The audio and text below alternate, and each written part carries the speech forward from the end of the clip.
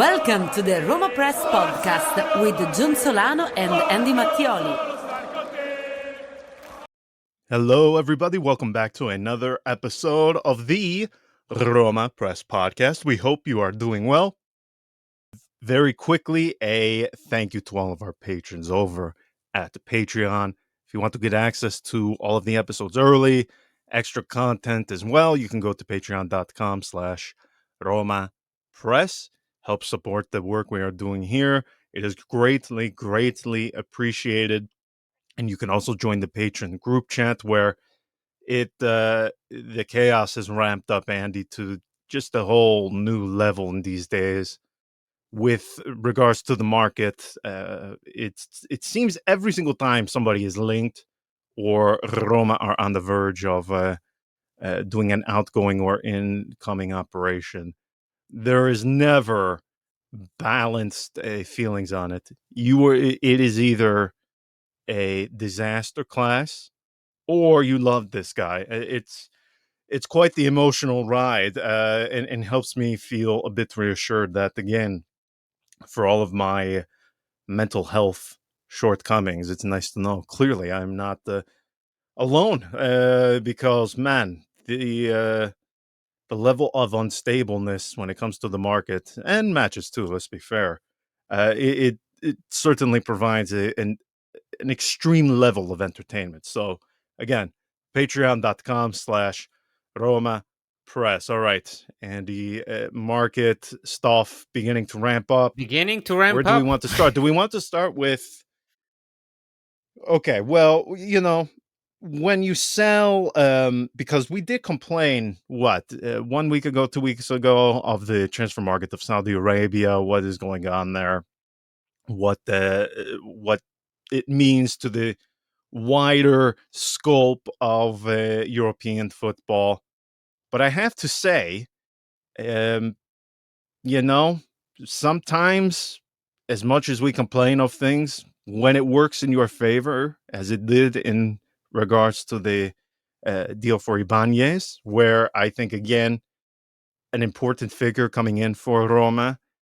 I mean, just look what happens. And as we have sort of been forewarning everybody, you are not going to be able to do a lot this summer until you have a big sale. They have that big sale, and look, everything's sort of, it is a domino effect. You finalize the sale for Ibanez, and now you have things really ramping up. Let's start with the first one, Renato Sanches. Now, there are a few reports saying that the deal is done. I believe it is Sport Mediaset who are saying that he is going to join Roma, loan with option to buy, with the option being set at 12 million euros. I was about to say diritto. Do you ever have that? Because you speak multiple languages too. Do you ever have that where we are talking on here and you have to stop yourself and convince and reassure yourself also you're because speaking in the right some language? of these words sound so odd when they're like somebody when they instead of saying option to buy, they say redemption with loan with redemption. I'm like, what the hell? Like, Right. is this a 19th century novel, or are we talking about football transfers?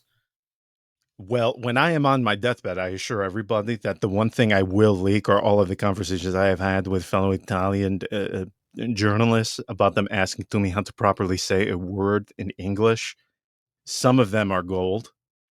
So somebody remind me in 10, 80 years when it's my time to exit. Wait, did you just say 10 or 8 years? I will be sure to provide the entertainment with those. 8, okay. 10 or Good 80. God, man. Wow, that's... Who knows? really I think that's a tone fair... there. Wow. Somewhere Okay. in between there. You never know. Yeah.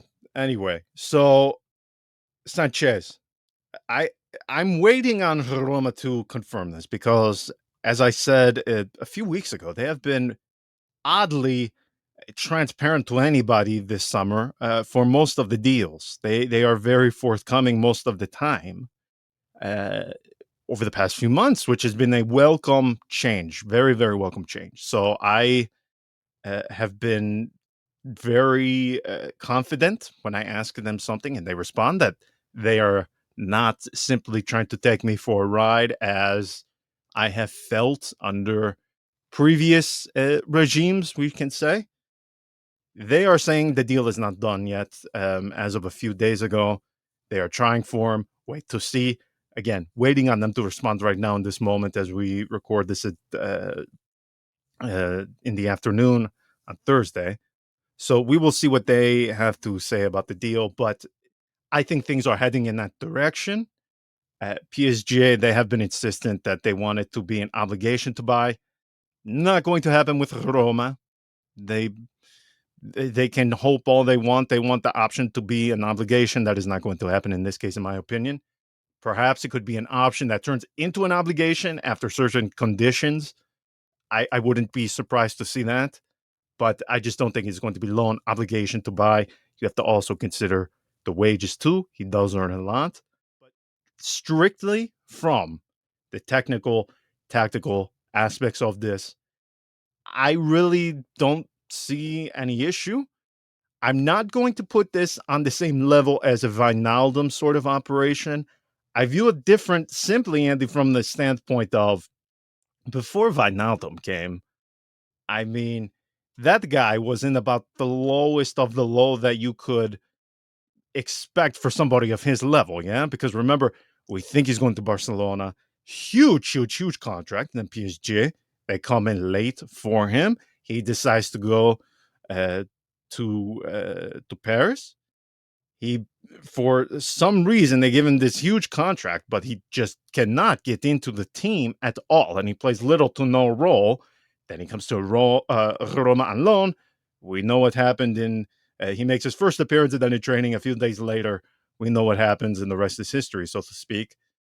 With Sanchez, he is in such an odd situation, yeah, because we know they win the league. He wins the league with Lille, then he goes to PSG, and as you said in the last episode, it's such a weird thing for him because it's it's a mix of not being able to get into the team, not being available. So for me, this one has a lot of unknowns strictly from the standpoint of haven't any idea what to Well, expect yes, from this guy. the difference maybe, as in both deals for him and for Sanchez will eventually be similar. So loan with option, more or less, the figures are pretty much the same. If the reported 12 million euros for Sanchez are true, um, it is a different profile, younger player who obviously one of the top talents in Europe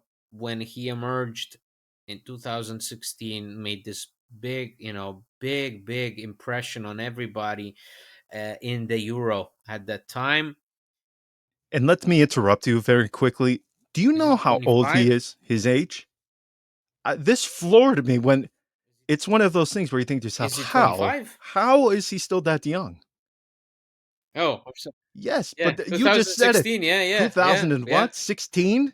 yeah, yeah, I can't yeah. believe It's it.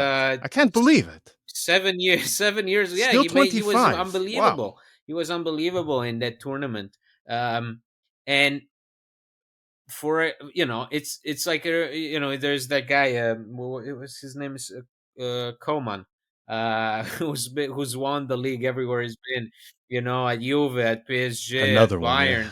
Bayern. um Sanchez, to a similar degree, was, sky was the limit for him, and he's played for some really good teams, but just never found the consistency health wise, and that's been a big problem. Because with Lille, when he was on, he was on. You can still go back to the Lille's campaign that year, and the way when he's healthy, the way he bosses the midfield makes you think, wow, there it is.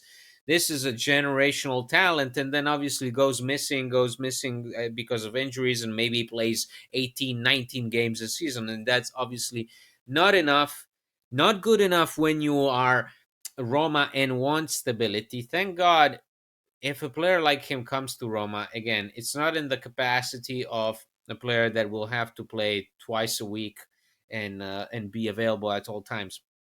At Roma, the midfield is still relatively busy.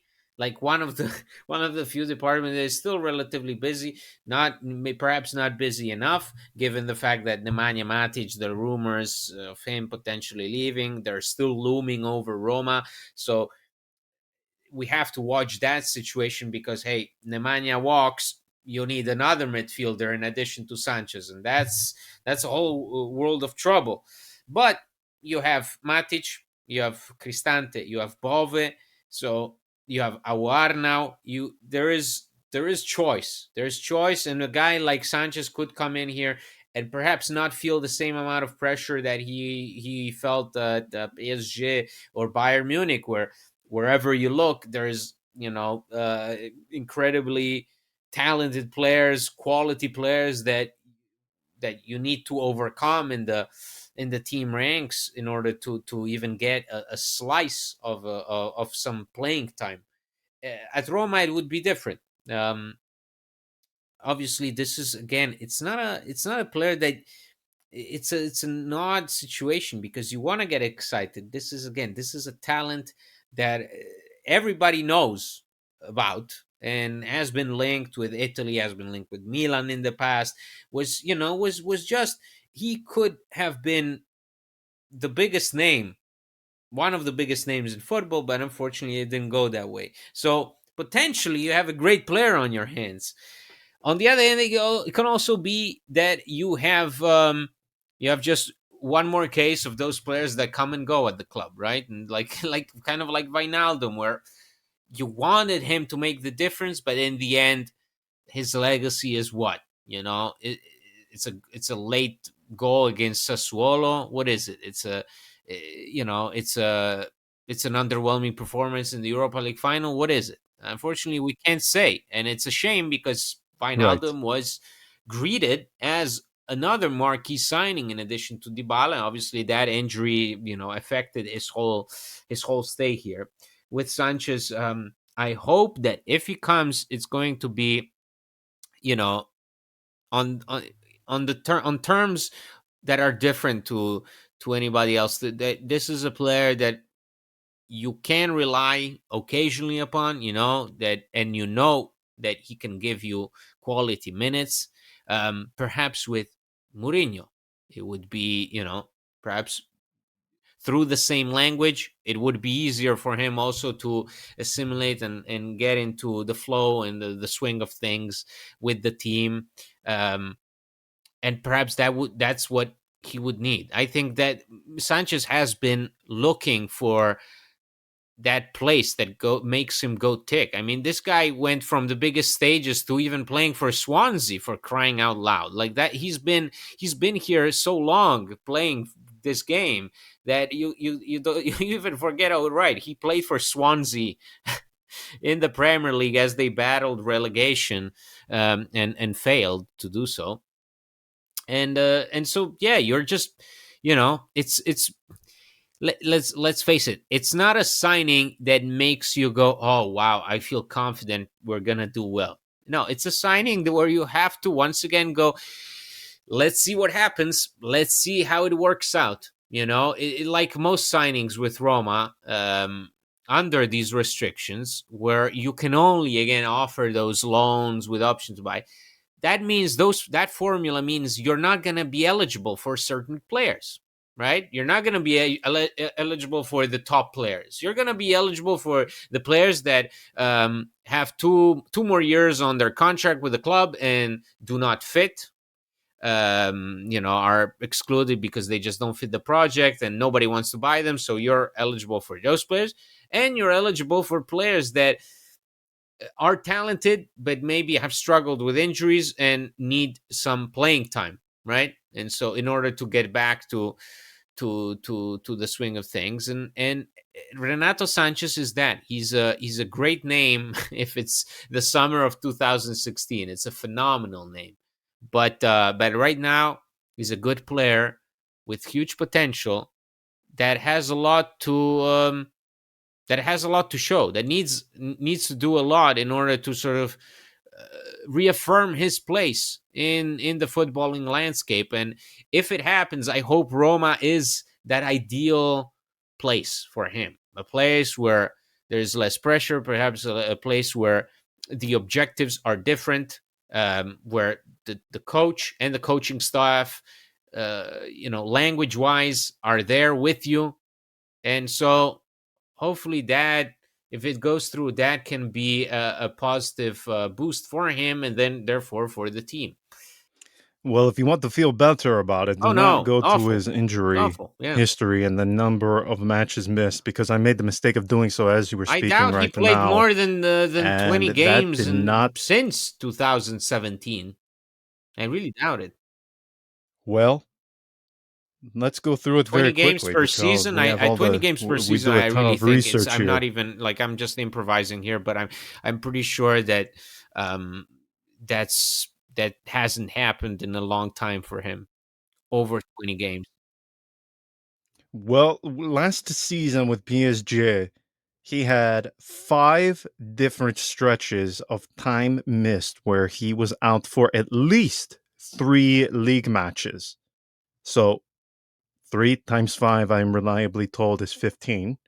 However, in 2 of those, he missed an additional, one of those stretches, he missed 4 matches and then 6. So what are we looking at here? Almost 19 matches missed. No, exactly 19 matches missed just last season. And it is not as if this was a singular time period. From nearly the entire month of September, he is out. He misses 3 league matches.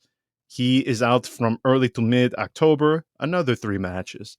From December until mid January, he misses 4 matches. February to March, he misses 6 matches. And then April to May, he misses 3. That is essentially the entire season, every month of the entire season, Andy. I mean, when did he go unscathed? March? That is it? March to April, it looks like. I mean, that's not great. And then the year before that, the exact same, except he had longer stretches. For instance, he missed early August to nearly October. He was out for 49 days, missing 9 matches. And that is in addition to he missed 5. He missed 15 the previous season. So you pulled this out of thin air as to guessing how many matches he was out for. You you are correct. In last season, league Okay. appearances, 23. Or I'm sorry, 27. in total he had 27. The season before that, 29. I mean, I am scrolling, and the level and the Yeah. amount of scrolls I have to do Yeah, trying to it's not find good. I 30 know, in I know, total for the I know, season. I I know, don't see I it. know. I'm And very for a poor team at like math, but I don't see and it. for a team like Roma that, That's in alarming. these last 2 years has prided itself on playing such a huge number of games. I mean, players like, exactly like Matic, 35 years of age, playing over 3,000 minutes. You don't even want to know how many minutes Brian Cristante and Gianluca Mancini played. Um, that is obviously a problem and could be a problem for him. The hope is always for a guy like Renato Sanches to get him to that situation, that place where he feels safe, where he feels comfortable, in order to perform, in order to, because that's, it has a big impact. Like that's how it is, with players. It's Injuries are not only physical, they're also mental. A lot of it is about, hey, are you happy here? Are you satisfied? What's going on? Are you really giving your best on the pitch? I think whenever you put a guy like Renato Sanches, who switched so many teams in these last few years, and you change settings all the time. You take him from Bayern Munich to PSG. Those are two completely different environments, different coaches, different situations, different teammates. I think Roma is more of the level that a player like Sanchez needs right now at this moment. Just as I think a team like Milan would be more closely aligned with what he's about right now, what he needs right now. As you said, he's 25 years old. It's his career is still on. He needs to get it back, and I'm pretty sure that, hey, if you have to choose a place for him, a Jose Mourinho team that aspires to qualify for top four, to perhaps win the Europa League, compete for Coppa Italia, then that's reasonable, right? It's reasonable. It's not, you're not gonna go up against big time champions. They're gonna go up against Eduardo Bove and a 35-year-old Matic, unless he leaves Turin in the next few days. So that's what you're looking at. That's what a guy like Renato Sanches is looking at, and I think that's more stimulating for a player of his caliber in his current situation, not having played much. He's looking at the roster and he's like, okay, you know what? I can make an impact here. Kind of like what Houssem Ouar said coming here.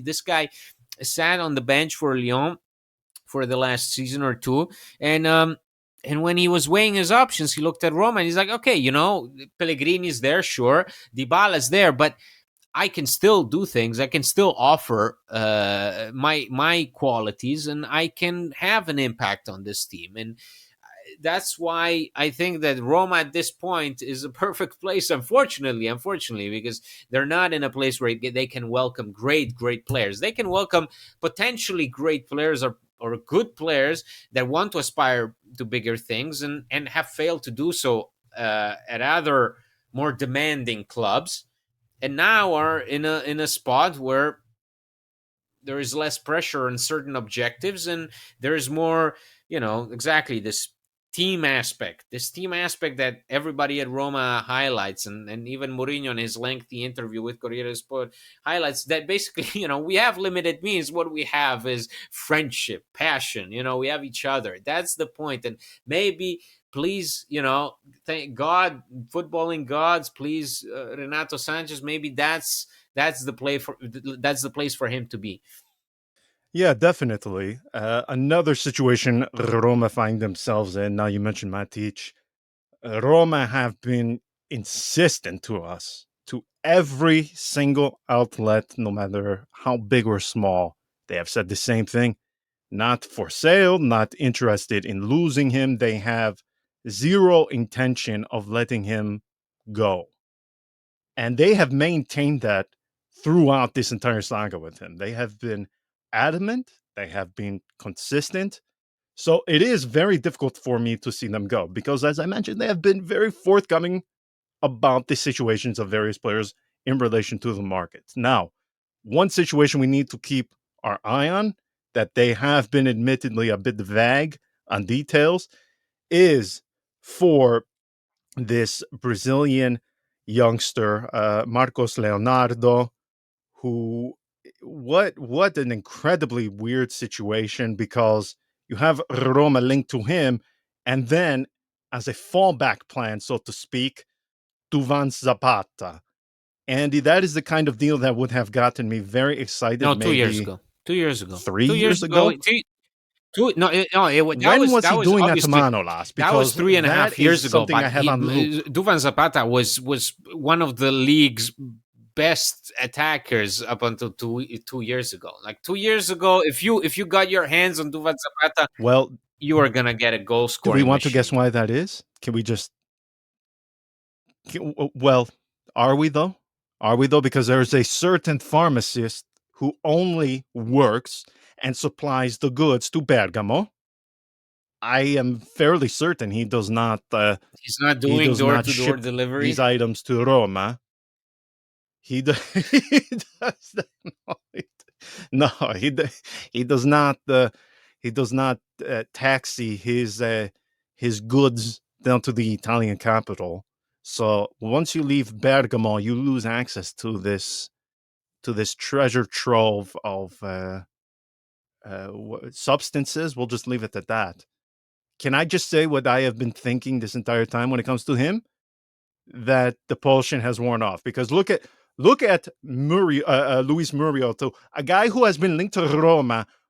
I mean, he has not come close to Nacho yet. He's been linked with Roma since his days at Sampdoria. Sampdoria, then Fiorentina, then Sevilla, Atalanta, and now he seems to be destined for Frankfurt. It's true, with Atalanta, you always. I mean, it's pretty clear that I don't know if Duvan Zapata rules out Marcos Leonardo. That's not the impression that I'm getting. I'm getting the impression that it's kind of, let's try and get a player that have experience like Zapata and a youngster like Leonardo. Although obviously it all depends also on the price tag that Atalanta have set for Duvan Zapata, because he's a player that they want to get rid of. The guy hasn't been.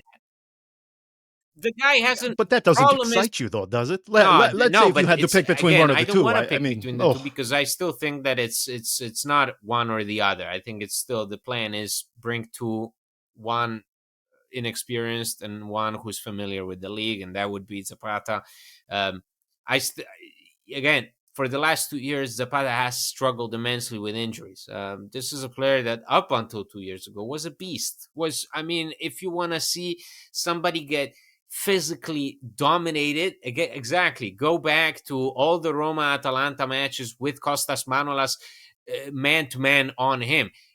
Costas Manolas, who, mind you, was one of the quickest defenders in those years, completely completely bullied off the pitch by Zapata time and time again. This guy was a monster, unstoppable. Then the potion perhaps worn off, and um and uh and unfortunately, he's been missing for huge chunks of the season. I mean, he came back only a few days ago and took part in his first preseason friendly with Atalanta. He came back on the 31st of July from an injury, having missed a few months of action, uh, and played his first friendly like 2 days ago. So you're not, again, this is Roma are right now basically dealing with a lot of question marks, unfortunately.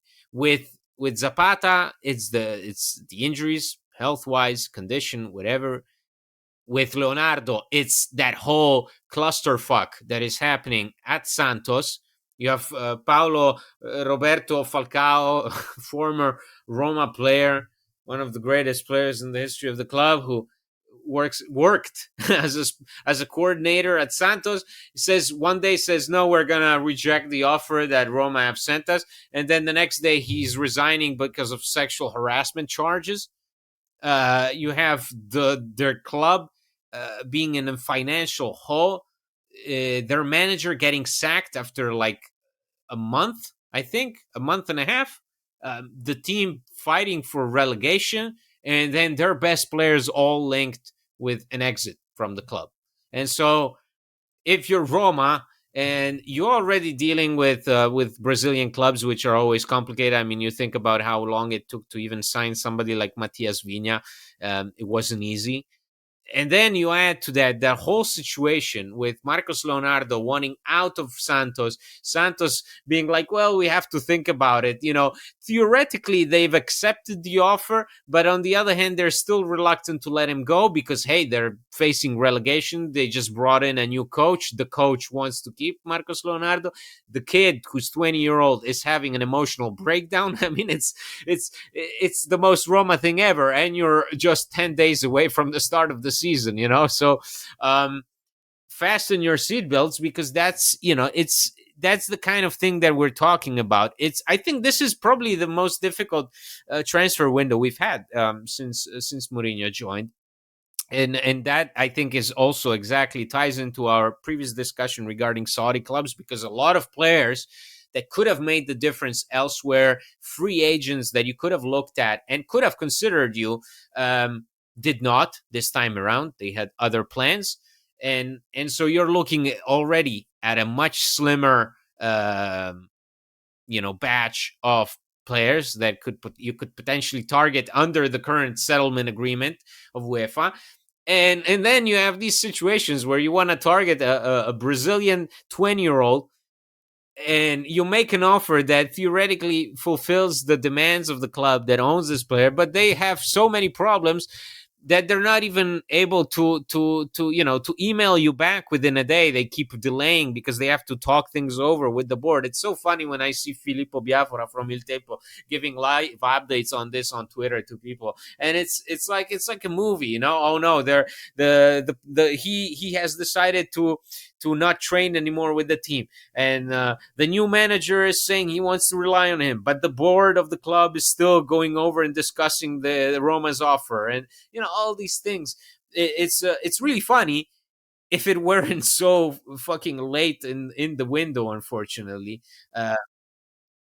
Yeah, you would think it was made up, but then we remember the Yeah, transcripts and of the it's not. board It's not. meetings of Roma, and they are You on can par, if totally not envision exceeding of a that. board of Brazilian businessmen going over and arguing if they're gonna accept the 12 million plus 6 million of that Roma are offering or whatever it is.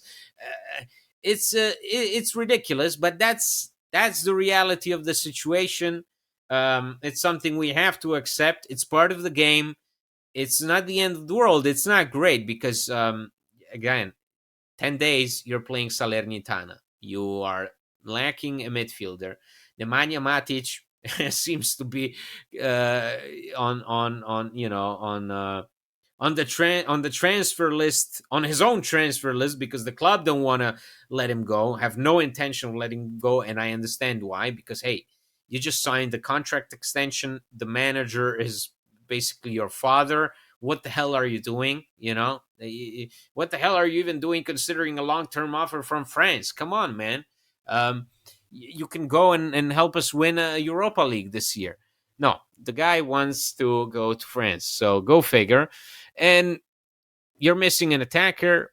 You're missing a midfielder potentially too if Matic decides to leave, and you're playing against Salernitana. So no, Oh, now you're depressing.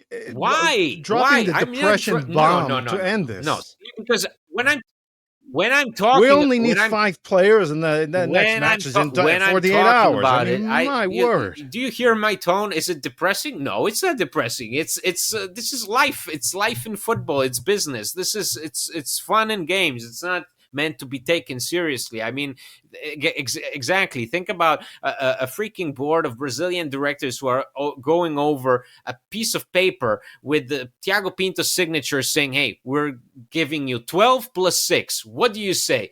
And all these guys for the past 5 days have been going, oh no, well, what are we supposed to do? What are we supposed to do? And then you have Marcos Leonardo, who at 20 years old is having a nervous breakdown and is refusing to train with the rest of the team. I mean, where else do you get these storylines? See, that's not depressing. It's fun. It's fun. And people should just embrace the I guess the stupidity. It's a freaking catch-22.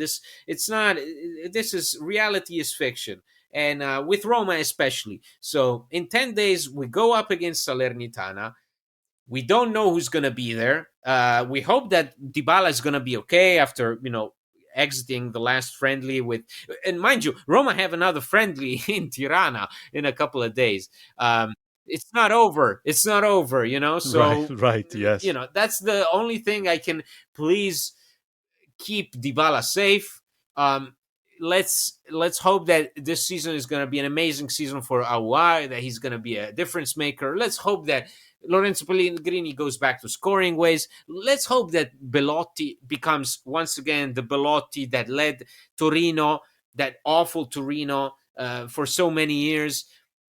Let's hope that everything sticks, because this is Roma. Nothing should be taken for granted, much less the signings in the summer window that sees you operate under extreme conditions and restrictions set by UEFA.